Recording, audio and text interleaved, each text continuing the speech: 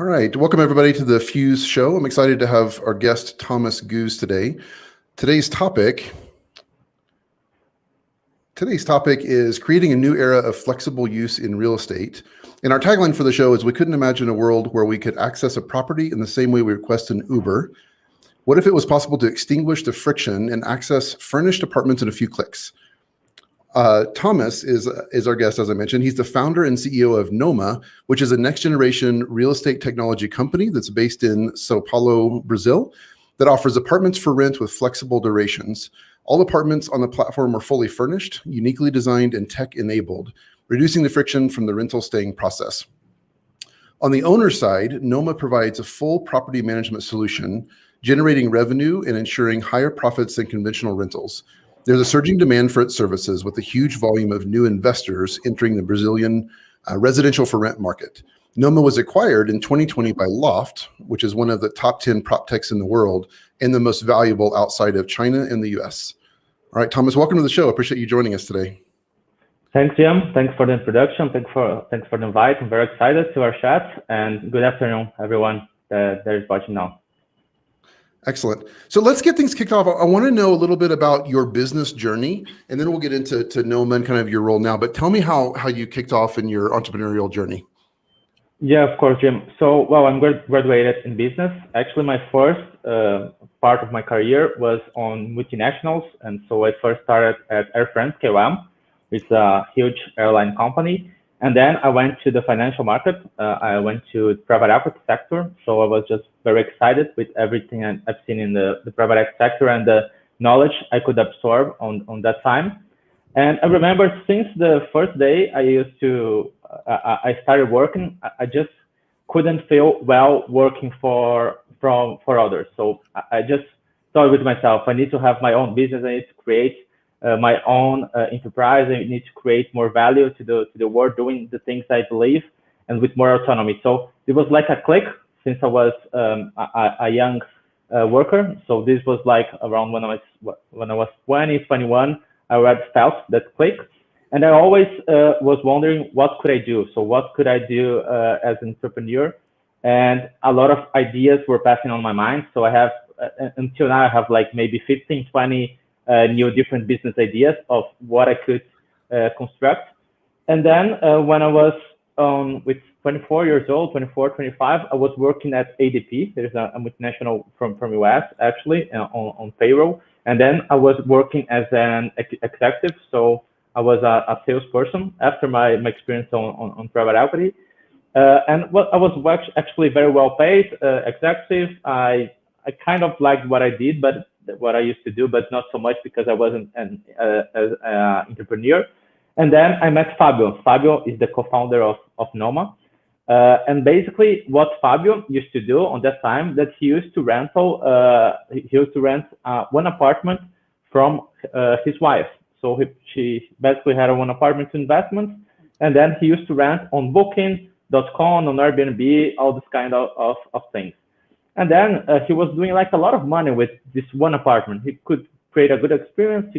He had good reviews, and then the results were coming.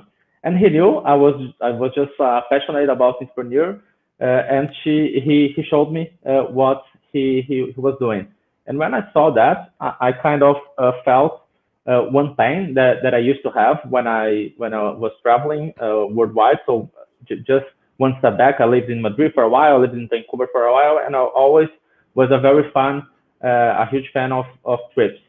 And what I saw on that time was a pain that I used to have, that everywhere I go, I have two options of accommodation. So I have the hotels options, the hospitality traditional ones, that they are usually very expensive, and they give you a very standard experience, but it's not so cool, right? So you're always in a hotel room, you have like services you don't want. I don't want to take breakfast at the hotel. I want to go to visit the city. I want to have a more true experience. So that's what I felt at hotel.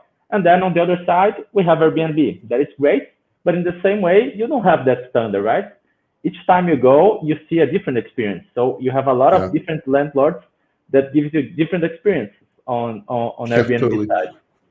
Yeah, I think we all have some horror stories of Airbnb stays. we can share after. So we were just seeing this environment. So we have the hotels here, cold hotels, and Airbnb no standard. So what if we could connect both of these worlds, so hospitality with Airbnb, and create a kind of a network of apartments, fully furnished with good design, with good experience, with like everything automated, like with tech, and then we could just connect these two worlds, and that's how we started our idea. And in the first moment, what I was always seeing, like the vision to bring to the business, is to make it easy to get an apartment as you get an Uber. That is part of what I said. So we don't have this right now, right? So if I can just get for apartment that I don't have to talk to anyone, just enter the apartment and stay as long as I want, it's not a solution that exists. You need some bureaucracy, you need some friction on this process. So that's how our idea started. And here in São Paulo, and then I can give a brief introduction of the market in Brazil, we were seeing a lot of residential buildings with compact apartments. So were compact apartments that the main clients of those apartments who were buying those apartments were investors. So people who wanted to invest on real estate market, and they were buying those small apartments to rent on the short-term rentals. But all those guys didn't have any solution to manage. So they should do everything by themselves. So basically that was the story how we started.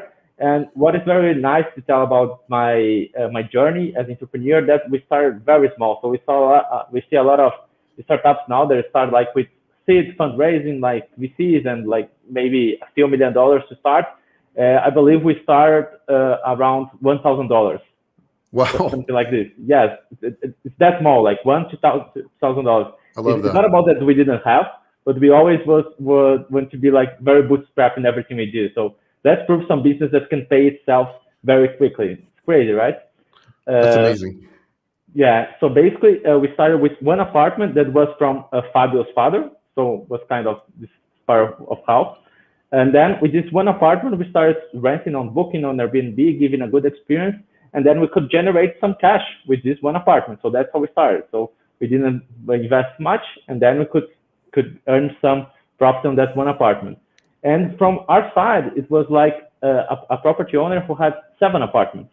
So what we did, we just rent those apartments, and we sub-rent on flexible rentals or short stay rentals. And then we were like renting on, let's get to dollars, but maybe I'm gonna tell in reais. So it was like 13 reais that was our rental, and then we sub-rent for 5,000 reais or something like this. Okay. So very profitable business, That's right? so smart. That's amazing. Yeah. Do you see Airbnb as a competitor? Because obviously there's some similarities, but also a lot of differences. So do you see Airbnb as a competitor, or not so much? Not so much. Actually, Airbnb is a partner.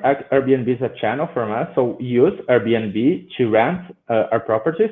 So what I see as Airbnb, I see Airbnb as a marketplace. So they just connect property owners with clients that want to be on their apartments. On our side, we are a property management company. So we actually manage the properties from the landlords, and then we have an exclusivity with them. So it's a different business. We have other business worldwide like this, like Sonder is a good example in US. And so I don't see Airbnb as a competitor, but yes as a partner, actually. I see. Yeah. So I see that you have quite a bit of sales experience. It looks like you were quite successful in the sales world. Is that something that you contributed to Nomad as a primary skill? Like what would you say your day-to-day role is, and what value do you bring to the business?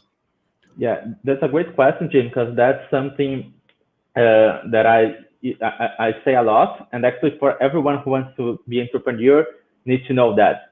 To be a good entrepreneur, you need to be a good salesman, because you are selling every time, all the time to everyone. So you are selling yourself to the investors, you are selling yourself to your clients, you are selling yourself to your employees. So it's basically all the time selling. Of course, you cannot be just like a salesman. You need to be consistent, but how you say it, like your communication and how it works, is part of the process of a good way to start a business. So let me pause yes. you for a second, Thomas. Let me ask you. So and by the way, for everybody watching, this is completely unscripted. Thomas has no idea what I'm about to ask him, but I'm curious, like, what makes a good salesperson? What's the magic sauce that makes a good salesperson? Well, the first thing I'd say is like the relationship you get with the other person. So I feel like I have a lot of employees that are salesperson, and I used to be one. So I know a lot of on this team. And what I've seen is like a lot of people in sales think they are selling a product. Okay, so I have a product, that's what you need. You're not selling that. Actually, you're selling an experience all the time you are talking with the other part. So what you need to have with the other part is a relation of trust. And you don't get this relation of trust just showing a product. You generate this sense of trust with relationship, with how are you, what do you do for a living, how is your wife. So you create an all new kind of environment that makes the other person trust on you. So that's the first step. Of course, if you have a bad product, you can be the best salesman you won't sell. But if you have a good product and you can work as a relationship person, I believe that's a secret. I don't know. Yeah.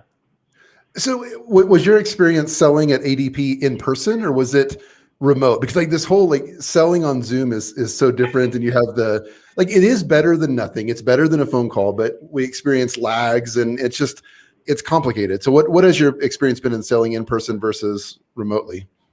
Yeah, actually, when I used to be a salesperson, was all on person. We didn't used to do on Zoom and online. Now we are dealing with that. We don't have much options, right? I believe that on person for salesperson is much better. So all this relationship I mentioned, it works better, in fact. But and what I've seen, like, okay, we are like a year just doing everything on Zoom, and I'm doing this a lot. So you still can do it, and what you get better from that is that your day is more productive. So what you can do, you can prepare better for your meetings, and then you can succeed better. But if you take only the fact of the meeting to be local or online, definitely local, I think it's a better experience to the client. Oh yeah, 100%. So back to Nomad. I mean, you guys are a little bit less than 4 years old, according to your LinkedIn. Were acquired recently, as I mentioned. What? And by the way, on that note, how has your role changed since Loft acquired Noma? Nice. Actually, when we were acquired by Loft, this was something that I discussed a lot with the founders of Loft, that how it's going to work. I cannot be someone that is not an entrepreneur. I cannot be a CEO of Noma. I just don't know how it would work. And they always said, don't worry, Thomaz, your role is going to be the same. You're going to be the CEO, and nothing's going to happen. And I say, okay, let's do it. I believe in you guys. And the truth is that this worked pretty well. So what happened actually is good to give some background of how the things were going. That when we were acquired by Loft at first, we were kind of a business unit inside of the business as rentals. Okay. So there was autonomy to myself, but it was still like some parts of Loft that were dependent on Noma. But what happened was like in September, October, we definitely split out like Loft from Noma, and now we have a fully separated team, like on tech team, people team, finance team, and that was much better. I think it's working better for everyone, from Loft, from myself. So basically, answering your question, what happened, we had some friction in the beginning, but then we adjust that, and then we are like 100%, and my role basically hasn't changed much. Maybe the main difference now the investors are Loft and not some different investor, which is much better because like Loft guys are like amazing, maybe the best guys in market. So it's just great. Yeah. That's great. I'm curious, what would you say was your biggest pain point at Noma previous to the acquisition from Loft? Well, our main pain point, and it is a little bit of a pain, but now we are trying to figure it out, is to increase the volume of apartments, of units. because as you said on your quote in the beginning, what we deliver to the client is a high standard experience. So we just can't like get any apartment in São Paulo and just manage. So we need to have a minimum volume on the building, and also we need to have a minimum standard to the apartment. So this is expensive. So the client needs to pay for that. We have a proposition of value that proves that, but that is a pain point we have on our business as other companies in the same sector have. So in the beginning, it was very hard to understand how we could handle it.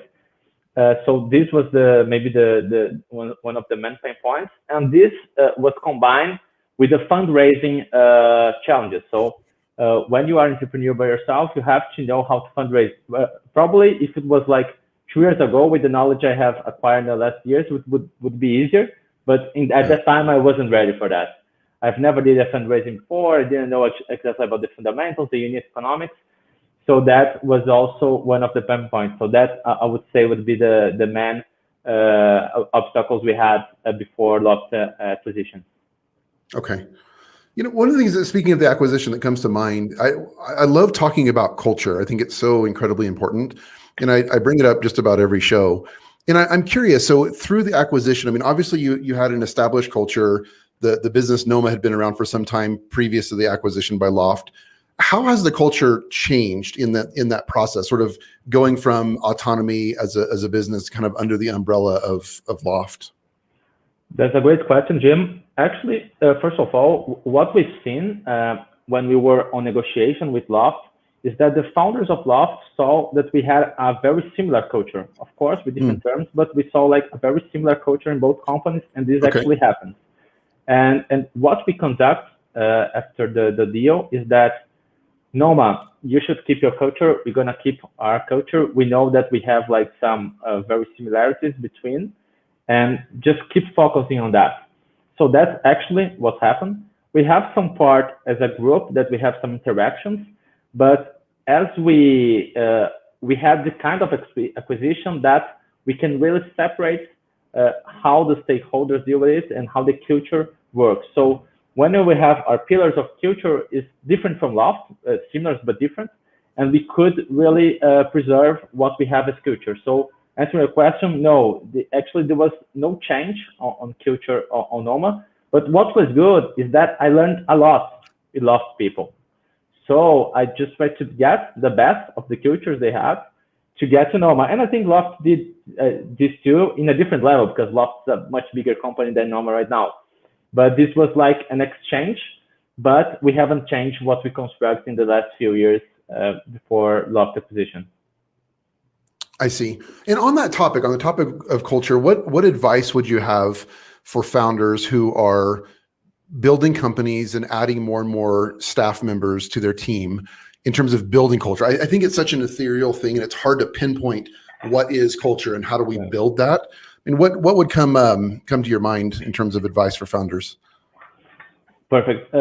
What I would advise to founders and I see there's something that is very common, is that, and I can take as an example of part of our culture and how we did our first hiring in Nomad.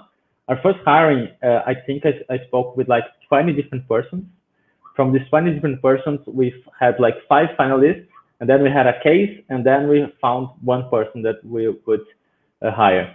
So like the first thing we always understood in our business, that the only way to be a great company is with the best people. And you're not going to be so lucky to just have like 3 interviews and find the best person to acquire. Because the best people bring best people. So it's like, it's a relation that is pretty clear. So since then, that would be my advice to founders. So spend time on hiring, because everything you do, everything you believe, and your vision, by the end of the day, it's not going to be you that's going to execute. It's going to be your employees and who believes in you. So if you have the sense of trust, mainly with the main persons on your team, like your heads, then they can just bring this to all the rest of the team, and then you just get like a chain of success. So yeah, I think that would be my advice. That's great. Let's use that as an opportunity to segue into leadership. I know that's a very broad topic, but let's kind of start from the top. How would you describe yourself as a leader? Okay, well, first of all, I always try to be not a very centric leader. So what I feel like to all my employees is that first of all we need to have this sense of trust between one another, and after that, basically what we should align is what are goals, what is do's and don'ts, and just do it. I want you to be as entrepreneur as I am. So like the way I manage people is that you don't need to say what they have to do. It's more like of the opposite. So you just need to give them trust to do it, give the autonomy to do it, and that's how I run with my management. And if there's someone like I just don't feel comfortable with that, it just doesn't work. And also maybe it's better just replace this person because it's not going to work. So my way of managing is a lot on that. So generating trust and then letting it doing its job. Of course, we do like one-on-one weeks and weekly, and I'm always available to anything and we discuss. But like the main frame, and it's pretty different from old-fashioned companies, right? Because like actually, no, I give the rules, you say what you do. No, that's not what I believe. So I'd say something like that, Jim. Do you think that, because what I hear you saying is, I mean, I think that in every relationship, we can start from a place of extending trust. In other words, I'm going to give you trust and it's yours to lose versus I'm not going to give you trust and it's yours to earn. And I think in a situation, I remember one of my early business partners, a guy named Rohan Gilks, who's just an amazing businessman. And he extends trust almost to a fault. It's unbelievable, but it allows him to move so quickly in his business. And it's unbelievable. Like the way he extends trust really resonated with me. And like, I want to be like Rohan. I want to do the same type of thing because it allows him to accelerate. And sure, every now and then there's people that don't live up to that trust, and he just handles that accordingly. But what do you think? Like, do you think that founders are sort of either naturally trusting or not, or do you think it's a skill that's developed, or like sort of a leap that has to happen to extend trust to your team? Yeah, actually, it's not that easy. You're right. Like it's kind of a process, and how you begin to generate that, you just don't do it like from one day to other. It's like a path, right? So you just generate that. But something that is a lot to do with trust, Jim, is what I think is that a relation of trust is that both of people in the relations have to understand they are both earning, right? So it's not about like, okay, you just do that because I'm going to get richer or something like this. No, you're going to do that because we are going to construct something big, huge. Yeah. We are not doing this for myself, not for yourself. We're doing this for Nomad because we really want to change how the world is and what the world can be with Nomad. And we both are going to take advantage financially because you have options as well. And then you just like take out the meaning of employee, and you get more a meaning of partner. So if you don't have a partner that you trust and that you don't have this kind of confidence, you better don't have a partner. So this kind of difference of how you manage people, I think is a key point. Maybe that's the kind of leap, right? When the person starts to feel like owner to founder and not as an employee. That's so good. It's so good. This is a clip we're going to have to take and share with people because that really makes so much sense to me. We refer to our staff as our team, and we'll talk to prospective clients as partners, and we like the idea of partnering with people. But I've never considered that in terms of our staff. But it makes so much sense. The idea of like we're partnering in this mission together to push this forward and to better serve the world. You know, it's a great way to think about it. Yeah, nice. And I'm curious. Let's shift gears a little bit and talk about work-life balance. And I know that's a thing for some people, not for others. And it's kind of a hotly debated topic, but how do you reconcile that? How do you balance your professional life versus your personal life, or do you? Actually, it's pretty hard. It's a challenge for me every day because like as an entrepreneur, you probably know too, you live like in a roller coaster, right? So there are days that you are just like working a lot and very worried and you just can't do anything else. But what I try to do, is actually to create some golden rules that I try to follow that are very important to myself. So a few things that I haven't, I use, usually I didn't do, but now I try to do. So I always try to separate 20 minutes to meditation. This could be at mornings or by the end of the day. So that's a relevant part. I always have to do some physical exercise. So, or I go to the gym, or I just run and something like that. And I always try to absorb a different kind of knowledge. Actually, I was reading a book that I really liked, and maybe this could be a tip for other entrepreneurs.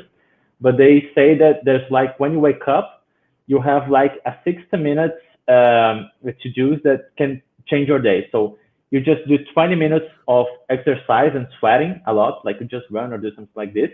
You do 20 minutes of internal thinking, like meditation or something like this. And the other 20 minutes, you absorb knowledge. So that's a good way to start the day. So I kind of try to do all those things, maybe not on this level, but I try to put this on my day. And this helps me a lot. So naturally, the business and the life we have take us to levels of anxiety that are huge. And we're living already in a world that lives with a lot of anxiety. So cell phones, Instagram, Facebook, like everything is just crazy. So you need to understand how you disconnect that. So I try to not, usually I can't because I'm always on my cell phone, but like the work on computer, I try to go not so far after 8, like don't get the computer until 11 because it's bad. And then I try to mix with all those kind of things. So maybe that's, but I'm actually learning a lot with that. So I hope maybe 1 year from now I can give better tips, but that's what I try to do now. Yeah. You know, when you brought up cell phones, it reminds me, like, this is a weird thought, but every so often I'll think like, what would I have been like, or what would I have been into if I lived in the 1800s or the early 1900s? Because like so many of us are soaked in this online remote world, and it's so drastically different than the world was not that long ago. So it makes me wonder, like, I just imagine myself like sitting in my easy chair with a pipe and like reading a book and candle lights. It's like, it sounds kind of appealing to me, actually. It's just so much less noise than what we have now. And actually, to be honest, you said that, but that was something I really used to think like maybe 5 years ago. I'm a huge fan of Beatles. Like actually, I kind of learned English listening to the Beatles. On like my father is a big fan, and I'm just listen to the what, Thomas? I'm sorry, I'm not understanding what you. Beatles. I don't know how that was based. The Beatles, Paul McCartney, John Lennon. Oh, Beatles. Okay, yeah, Beatles, totally. Yeah. Yes. The band, the band. So like a huge fan. So and what I always was thinking was like, okay, how would be my life on the 60s, right? Like good music, and you're not so connected all the time, and you have a different kind of work. What you could generate, because now the world is much more competitive. It's great that we are doing well now, but like what you could generate on value on that time that was nothing, right? And how you could have your mind on things that matter, because it's sad to say that, but probably the world now, maybe 80 or 90% of the time, just do things that doesn't generate any value. Like it's crazy to think, right? And what world are we constructing, right? Because people are just living for a living. So yeah, it's crazy. I get your point. Yeah. Speaking of the Beatles, one of my daughters is 14 and she loves the Beatles. She's got a Beatles poster up in her room, and she's got vinyl records from the Beatles, and she's totally into them. Yeah, definitely. When I have son and a daughter, they're for sure going to be a very fan of the Beatles. Sure. You make sure of that, huh? Start early. Yeah. Okay, looks like we have a viewer question that just came in. So let's take a quick segue and address this. He says, what are the main challenges of remotely managing apartments in a COVID world in contrast to pre-COVID, and how have you overcome them? And then what's in store for the future? Great. Well, that's a great question. And actually, what is on favor to us on that is that different from a hotel, we already used to have a completely remote concierge. So like we don't need any person to do like the check-in or this kind of thing. So this part was like the same, but what we really need to change is on our cleaning levels. So there was some parts of the procedures we haven't done before, and now we started to doing. So like we have like the ozone machine, like the machine that takes all the viruses. We have all different levels of cleaning. We need more time to separate from one from another. So the main challenge there was much more on the cleaning side than on the operation itself, because the operations were already remote. These were already Okay. part of our main business. So yeah. Okay, perfect. Thank you. Let's jump back before we leave the topic of kind of work-life balance. You mentioned meditation and reading, and I'm curious.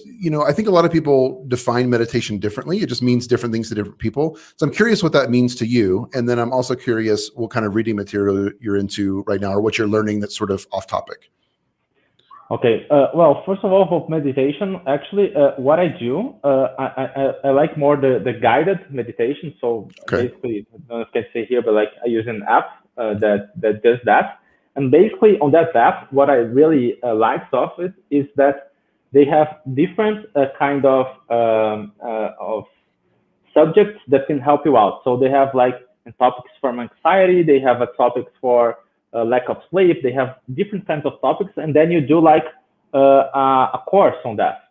So for example, you have a topic of anxiety that is 30 days. So 30 days you take a time to meditate, and you start, it's much more like an exercise.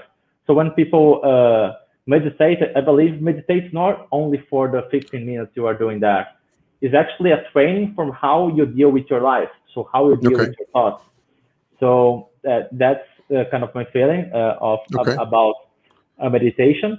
And about reading, actually, I will separate in two parts. What I have done a lot is more than reading, because sometimes I don't have much time, is to use some audiobooks when I actually go out, go take a walk with my dog. So I always have like 20 to 30 minutes twice a day that I do that.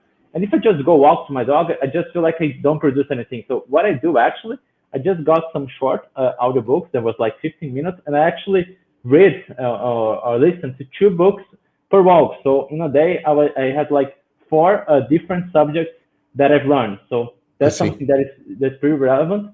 And when we take to reading, what I like is that I used to do before read a lot of books on business side, but actually that's something I'm too involved already that I'm trying to escape on that.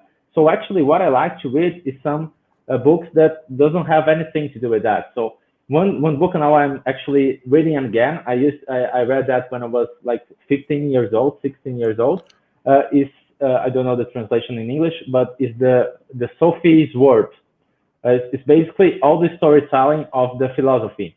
So it's like it's a drama, it's a romance, but it takes all the philosophers in the history, and it gives the best learning of them. So when I get to reading, I prefer much more go to something out of business and something like philosophy, something that attracts me. Yeah, I'm glad you brought that up. I've felt that way, especially recently, where I feel saturated in business knowledge, and it's not from a place of pride. Like I know there's always things to learn. Like we'll learn forever, but I think the challenge sometimes is that entrepreneurs will tell their journey in such a way that the reader is tempted to believe it's prescriptive. In other words, like, oh, just give me your winning lottery ticket numbers. Like, well, that doesn't work. In other words, what works for you won't necessarily work for me, and vice versa. It's like it's more principles that are important. But there's a point where it just becomes noise, and at least I've been guilty of times in my life where I didn't take action in lieu of just learning. It's like, dang, that's not good. Like there's got to be a balance there somewhere. And I don't want to go off in pride and just think I know everything, but I also don't want to just be paralyzed acquiring knowledge and not actually applying that.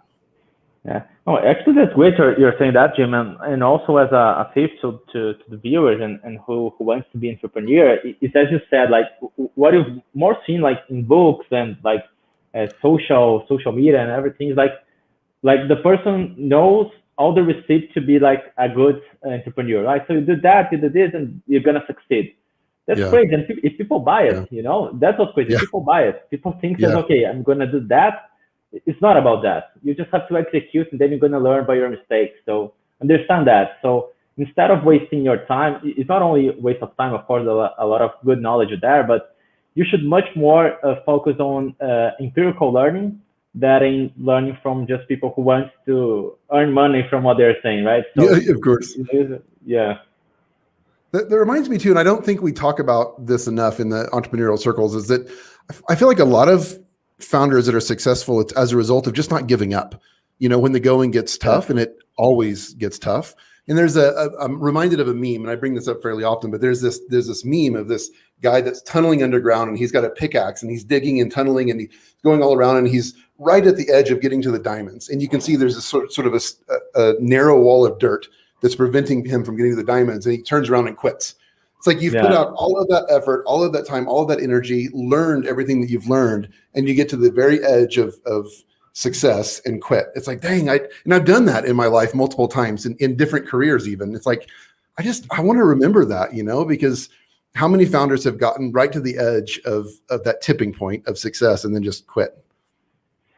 And definitely, I feel like in this 4 years journey I had, there were a few times that I thought of it. Of course, it's part of it. But I think what always was giving me like, okay, I won't give up, was the first day, the first meeting. Sophie's word, thank you for Alida. Yeah, great book. Yeah, thanks, Alida.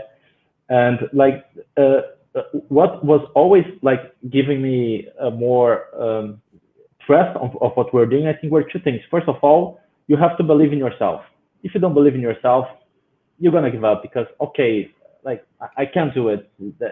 So that's one part that is really important. So for better there is a situation, you have to believe, okay, I can handle this and I'm gonna be firm on that. And the second thing is that, do you still believe on that vision that you had before? Do you really are passionate about? Because people say that, okay, I just give up, but you didn't give up because the situation was hard.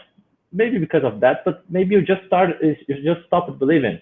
You just stopped believing yourself. You just stopped believing of your vision of what you were intending to. And that's something that I was always had on myself. Sometimes you think, okay, am I good enough? Because like the level of life in my work and my career, it's like you always have to be very on top of it. And it's pretty hard, right? So you always think, okay, am I on the top or not? So you just have to have a lot of focus on believing yourself. And that's a struggle every day. So yeah, kind of that. That's great. You know, Thomaz, you've achieved what many founders dream of. I mean, a successful acquisition, especially in a really short time frame. That's remarkable. I'm curious, if you were to go back and speak to Thomaz 4 years ago, maybe 6 months or so before you started Noma, what advice would you give to your old self? That's a good question. I probably would say keep walking, keep doing it. You're on the right way. What I've seen is that fortunately there was a lot of mistakes, but in my journey I have done more things right than wrong. That was kind of good. But maybe the suggestion is enjoy the journey, you know, because one thing that all people always are focused on is on the final goal. So maybe a founder thinks when he starts a company, okay, I'm going to do it. And 5 years from now, I'm going to sell the company and that's it. You don't have just to think in your goal. Think about journey. Make the journey flows well. Enjoy the journey. I tried to do that during my lifetime, but that's something that probably I would say to myself right now, you know, just enjoy the journey. We forget that. We are always thinking the goal. So maybe that's something I would say to myself. Yeah, it's like the idea of you know, setting a goal for ourselves and achieving, like getting there. And then how long do we enjoy the time on the summit, right? Like, it's like you climb Mount Everest and get to the top and admire the view. And then you got to go back down again. It's like that moment is so short and it's sweet, but it's so short as compared to the entire journey. So what a waste of life to not enjoy the journey as well. We were saying about that. There's a new movie that is actually about that. It's Soul of Disney, right? Okay. I've heard of it, but I've not seen it yet. Yeah, that's a good suggestion because it's animation. But after all, is that I'm not gonna give you any spoiler, but the guy just wants its goals. He only focuses on its goals, and when he reads it, he said, "Okay, that's it. What about now? What I'm gonna do?" It's just a brief moment, you know. So, your life is not a brief moment. Your life is a long period. So Yeah, So that's let's end with this. What does it take to enjoy the journey? Like what is your advice to founders to help them enjoy the journey? well, first of all, you have to be, if you are an entrepreneur, you have to deal with people all the time. You have to, first of all, you have to like talking to people. So the first part of, do you like motivating persons? Do you like giving a different way of vision, a different way of constructing? That's something you see doing in your life. That's something I love. I just love doing that. I just love talking to you. I just love talking to my employees. I just talking to, like, that's something that gives me pleasure. Tell my story, tell what I Yeah, believe, tell how the world could change. That's something that motivates me. Of course, totally. it's not only fun all the time, because sometimes I have, okay, I have to check now the 2021 budget. Okay, that's like boring. That sucks. But like the most of the part is like, okay, that's fun. That's good. I'm giving like the value. I'm like making people lives better. So you just have to understand in your life what you like and what you're good at. And if you like what you're doing every day, it's everything fine. So I would say like 80% of my life, something that I like on my work. Maybe 20% not so much, but it's probably you're never gonna have 100%. But just understand what you like and go for it. I think it would be something like that. That's great.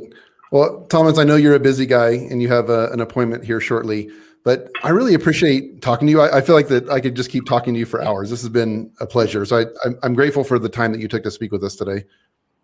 Yeah, actually, I love Jim. Was a pleasure.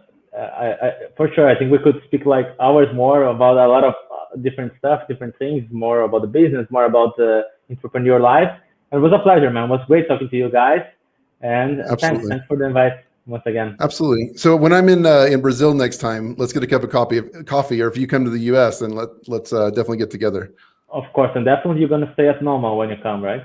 100%. Yeah. Yeah. You wouldn't Okay. have coffee with me if I didn't. Yeah, yeah, no, I Well, would, I would, I'll I would just get upset, but I would. It's fine. yeah, you get over it, huh? Yeah, yeah. Awesome. Thanks, So Jim. That was great. what is the best way for viewers to get in touch with you if they wanted to say hello? Well, they can just go to LinkedIn. I think maybe it's the easiest Okay. way. I'm trying to be more active. I always was more like a low profile guy. I don't like to do like much, but I actually have to try to adjust that on the level of the company. So they can just go to LinkedIn. So Thomaz Guz, and you guys have my name there. Just go there, Yep. just connect with myself, and I'm very open to help you guys to any day, just a chat. I'm pretty accessible. So that's it. Awesome. Well, we certainly appreciate your generosity and hope you have a good afternoon. Okay, thanks, Jim. All right. Bye Cheers. bye. Cheers.